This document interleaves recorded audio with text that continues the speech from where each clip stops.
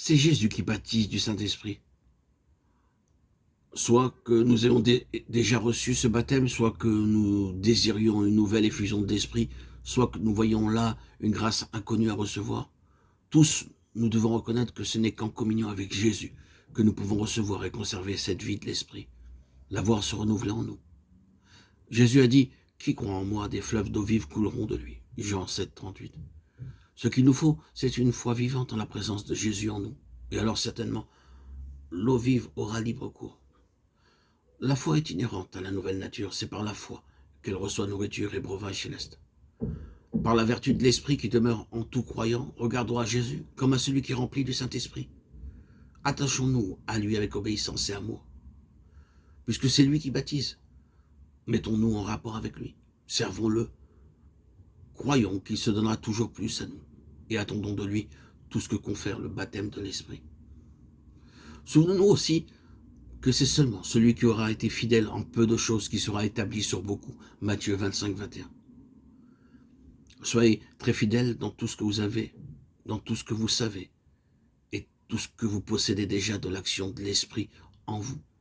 Considérez-vous comme le temple de Dieu. Soyez attentifs au moindre souffle de l'Esprit de Dieu en vous. Écoutez en particulier ce que vous dit votre conscience, qui a été purifiée dans le sang de Christ. Qu'elle reste pure et nette par une obéissance d'enfant. Il se peut que dans votre cœur se trouve encore beaucoup de péchés involontaires, contre lesquels vous vous sentez sans force. Humiliez-vous de cet état de corruption inné, accru, encore de tous vos péchés volontaires. Que tous nouveaux péchés soient aussitôt placés sous le sang qui purifie. Quant aux actes qui dépendent de votre volonté, dites chaque jour au Seigneur Jésus que vous êtes prêt à faire tout ce que vous saurez lui être agréable. À chaque faute nouvelle, accueillez les reproches de votre conscience, mais que cela ne vous empêche pas de retourner avec confiance à Dieu et de renouveler ce vœu. Je suis prêt à faire tout ce que Dieu voudra de moi. Demandez chaque matin à être guidé dans votre sentier et croyez que vous le serez. Soyez certain qu'alors la voix de l'Esprit se fera entendre à vous, que sa force se fera sentir.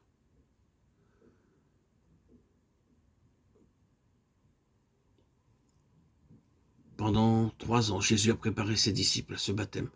Et ce n'est qu'après cette école préparatoire que cette grâce leur fut accordée. Frères et sœurs à Christ, bien-aimés,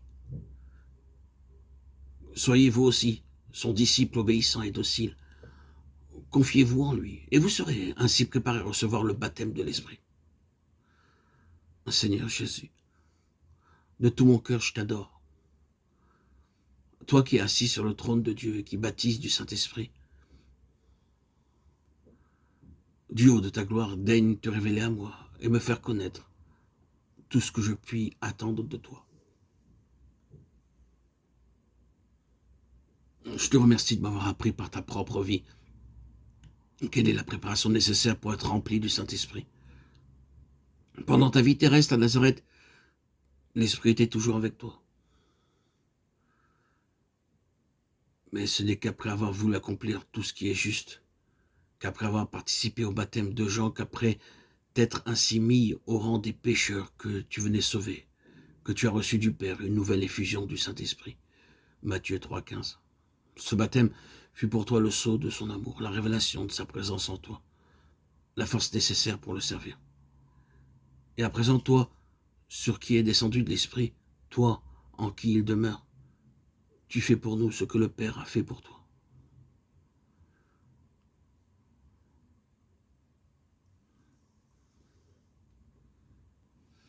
Divin Sauveur, je te rends grâce de ce que le Saint-Esprit est déjà en moi, mais veuille, selon ta promesse, me remplir de sa présence, et par là même de la tienne.